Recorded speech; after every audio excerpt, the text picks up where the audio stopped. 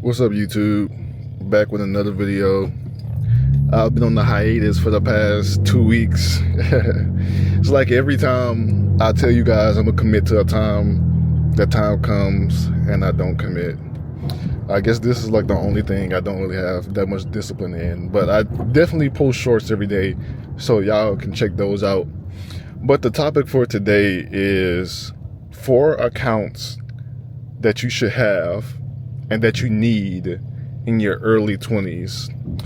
This is especially for the folks that just finished college, got their first full-time job, and are like finally entering adulthood.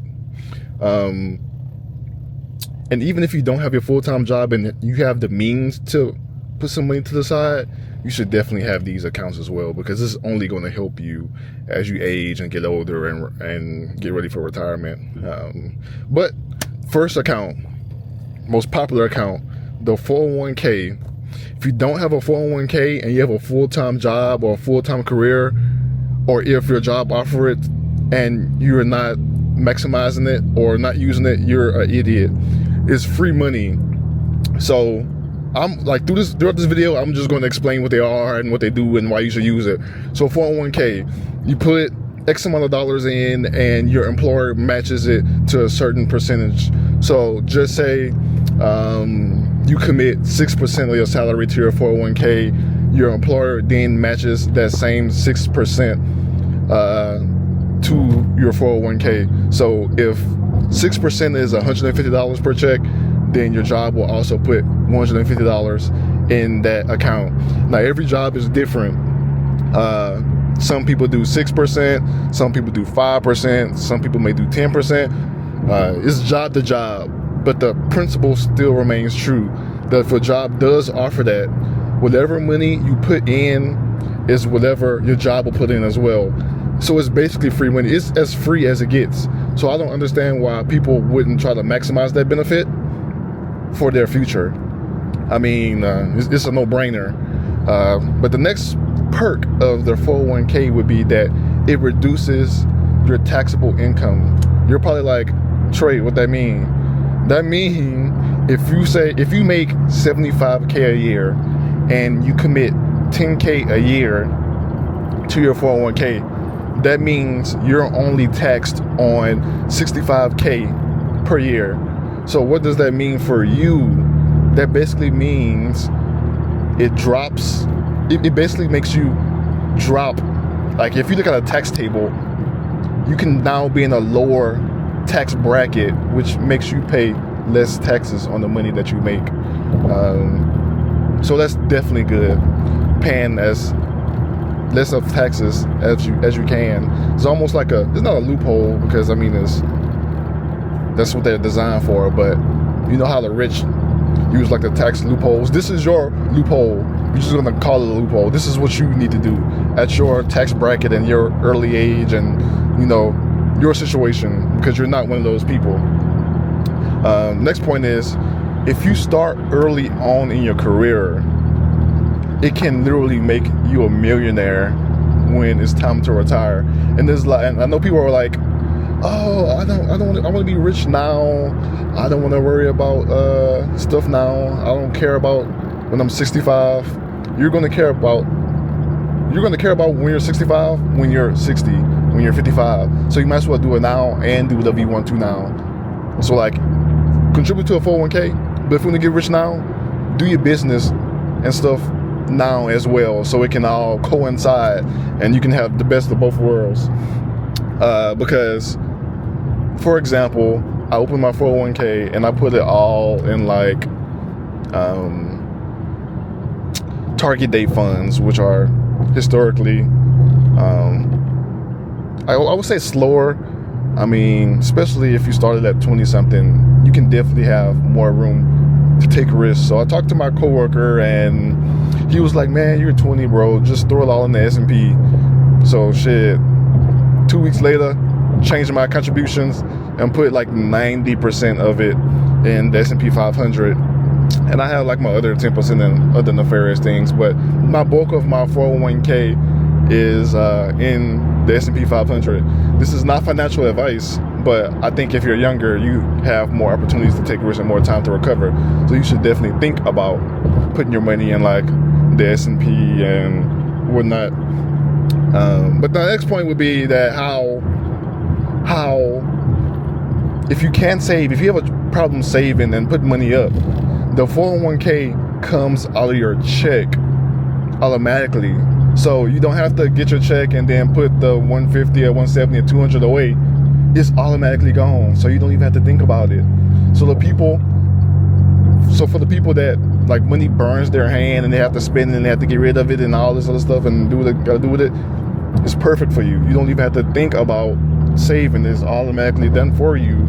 So, I mean, that's a perk for some people, not me, because I have no problem getting money and stashing it away in their respective areas. And unlike a Roth IRA or like some of these other retirement accounts, you can contribute up to, I believe, about $23,000 or $24,000 a year. I know with like a Roth IRA is like $7,000 or $7,500 that you can do. So I'm not saying it's unlimited, but you can contribute a lot of money, which means more money that you will have at retirement. So, I mean, if you really just sit down and think about the long term, then this is a no-brainer. Match it with the free money that you get from your job. Like, I don't understand why more people don't do it when their employer actually offers the 401k. But the next account that you guys really need is a brokerage account. There's hundreds of them on the App Store and Google Play Store if you have Android, but this is where you can buy stocks, ETFs, options, bonds, and even crypto. Some brokerages let you buy crypto. But the reason why you need this account is where you can start buying ETFs and stocks, and it's just, compared to a 401k, brokerage accounts have way more options for you, because I know with the 401k is company specific and they might not let you invest in certain, companies or ETFs or mutual funds or whatever you might want to do in the 401k because it's sponsored by your job. With the brokerage account, you're virtually like limitless with that account. I know some brokerages don't carry certain companies, but for the most part, you will have, pretty much any company that you want to invest in, you'll be able to do that. And my best strategy for the brokerage account would be dollar cost averaging into an ETF such as the S&P, maybe QQQ, any one of those big 5 ETFs. I would do that. So the game plan is you invest in your 401k through your job, which automatically is taking out your check. You then open a brokerage account, find a good ETF, and dollar cost average into a stock or ETF that you like. So what that means is your money is taken out your 401k. You then set up a recurring investment with an ETF, and that takes out your paycheck after you get paid. You set it on a specific date, and it takes after you get paid, if that makes sense. So now you're getting pre-tax, and then I believe it's post-tax, because once you sell a stock, you have to pay taxes. But this is a wonderful account for you to use. It's limitless. So with a 401k, you have to contribute $23K, but you can put $5 gazillion in here, and it's no problem. The only thing is, capital gains taxes once you sell, and you have to do, it's more, I wouldn't say tax disadvantaged than other accounts, because you can sell it, so you can get rid of it, as in sell the stock. You have to pay capital gains taxes. But if you don't have a lot of money in the account, it really doesn't matter. It's just once you hit like a certain threshold, you definitely have to start paying capital gains taxes and filing it and stuff like that. But you're a beginner, so it won't really matter as much to you. It's also way easier to pull out your money than the 401k, because if you want to pull out your money in the 401k, you have to jump through so many rabbit holes. You have to pay like fees, like a certain percentage. I wouldn't say it's like 20 to 30% if you pull out. There's so much stuff that comes with pulling money out of 401k rather than just having a brokerage account that can possibly hold the same stocks as a 401k, and you could simply sell it and maybe just pay like a capital gains tax at the end of the year. So your money is much more liquid, even though it's wrapped up in stocks. So that may be a viable option that you should actually have one in your early 20s, so you can kind of diversify your full portfolio. Y'all let me know if y'all want me to drop like a whole video on brokerage accounts and what you should be looking for and what these little things mean. Maybe I'll get out the car and start making videos at the house.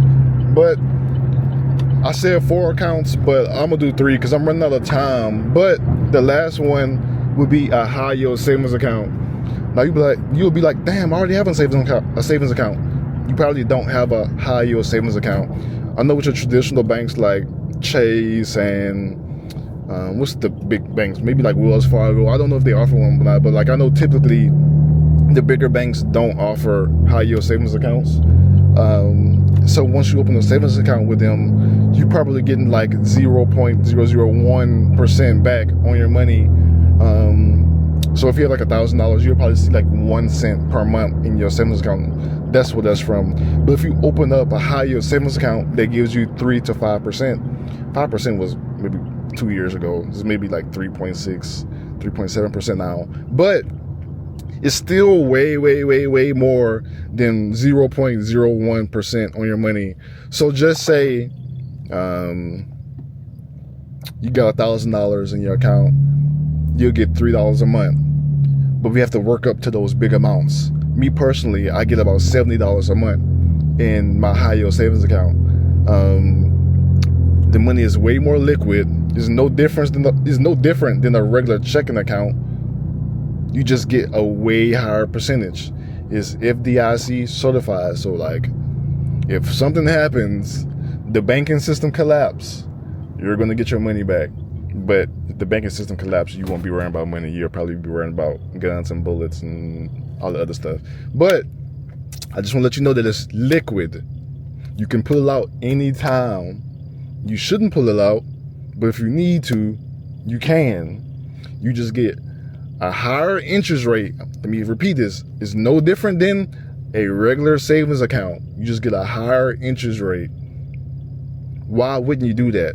The only caveat is you get a 1099 or something at the end of the year, and you have to file it with your taxes. And it's not that much. If you're getting refunds, you literally just have like a $50 less refund, but you didn't accrue the $500, $600 of free money throughout the year. So why not do it? But I want to get to the fourth one. I do have time for the fourth one. Fourth one is the Roth IRA. Now, I would say this is the last account that you need. The first 3 are imperative, but once you get to the first 3 and get comfortable, then I would say you open up a Roth IRA. Like I mentioned earlier in the video, it's a $7,000 limit on this account. But the difference between the Roth and the 401k is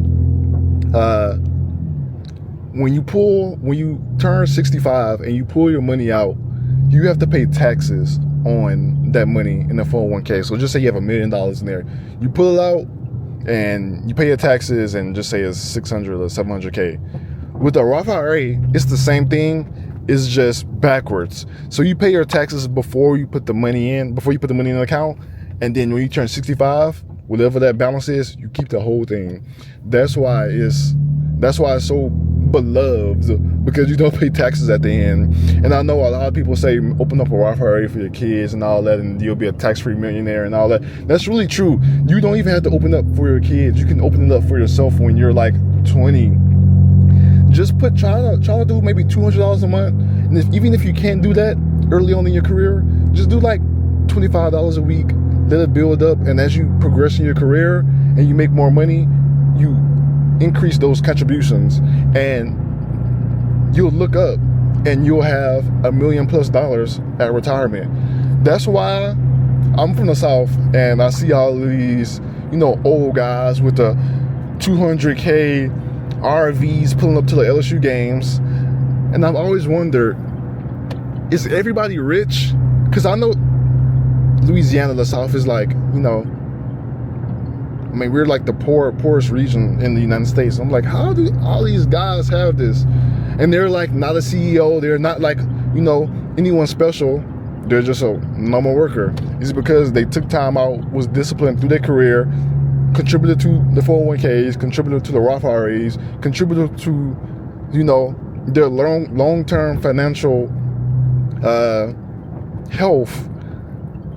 And then once you retire, you look up, you got multiple millions in the bank account. You can pretty much buy whatever you want. And I know, like I said, people are like, I want to be rich now.